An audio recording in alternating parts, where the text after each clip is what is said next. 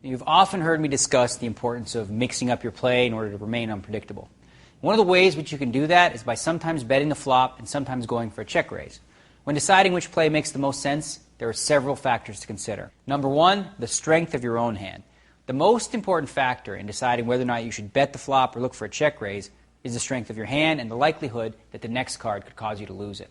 As a rule, the more vulnerable your hand is to get outdrawn, the more you should lean towards betting rather than risking a check raise that doesn't work out because your opponent didn't bet the flop. So, for example, if you held pocket kings and the flop was king 8-3 rainbow, well, there'd be little risk of being outdrawn on the next card, so checking would be the perfect play. However, if you had those same kings, but this time the flop was 9 of diamonds, 10 of diamonds, and a 3, you should consider betting the flop, as that's a dangerous board for your hand. Your opponent could have a flush draw, straight draw, or even a hand like ace-10 would have 5 outs to beat your hand. 2, your opponent's behavior. If you're planning to check raise an opponent, you have to first be able to gauge the likelihood that he's going to bet the flop. Timid players won't bet unless they have a strong hand, which in most cases means that you really wouldn't want to check raise them anyway, unless of course you had a monster yourself. Aggressive players, though, look to attack pots and pounce on weakness, so you should check raise them often to neutralize their aggressive play. Number 3, past history with opponents. Having a good memory of past hands is a great asset at the poker table. You can tap into that memory to help you decide how to proceed with a hand. For example, if your opponent has picked up on a pattern that you seem to check raise with a strong hand but bet right out with weaker hands, well, then you might consider throwing a curveball by doing the opposite of what your opponent expects.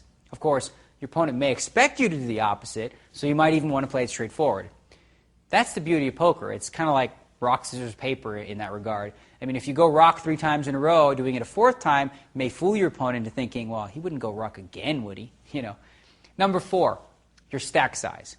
If you get to the point where you don't have many chips in front of you, you might as well be the one to bet the flop rather than check raise, because you might not even have enough chips to raise your opponent's bet if he does bet.